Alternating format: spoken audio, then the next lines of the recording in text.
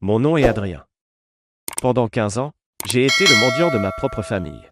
Humilié par mon oncle Marc et ma tante Valérie. Mon grand-père, Michel Valois, était le fondateur des éditions du Phénix. Un empire que j'aurais dû hériter. Quand il est mort, ils m'ont relégué aux archives. Dans le sous-sol, me faisant croire que j'étais un employé subalterne. Valérie adorait se moquer de moi au dîner de Noël. Adrien. Toujours dans tes cartons. Les gens pensent que tu es un concierge chez le Phénix. Pendant tout ce temps, il détournait les bénéfices, m'empêchant d'accéder à l'héritage de ma mère et me volant ma maison.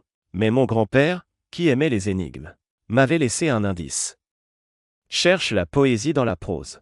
Un soir, dans la grande bibliothèque du manoir, j'ai trouvé le livre Alcool d'Apollinaire Évidé. À l'intérieur, un petit carnet de chiffres codés et une clé de coffre. J'ai réussi à déchiffrer le code. J'ai pris la clé, et je me suis rendu à la banque. Le coffre contenait le vrai testament de Michel Valois, daté de 6 mois avant sa mort. Le choc fut électrique. Le document stipulait clairement que 80% des parts des éditions du Phénix, ainsi que le manoir de la Muserie, me revenaient. Le testament de Valérie et Marc était un faux. J'étais le propriétaire de la maison où je servais le café.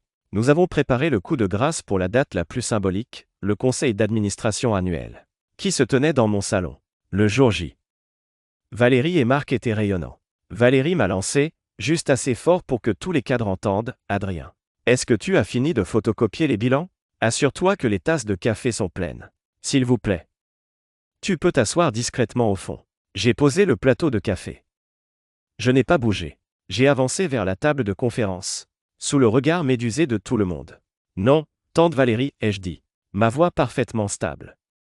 Je ne vais pas m'asseoir. Et je ne photocopierai plus de bilan, car ce sera désormais le travail de Marc. À plein temps. Marc est devenu livide.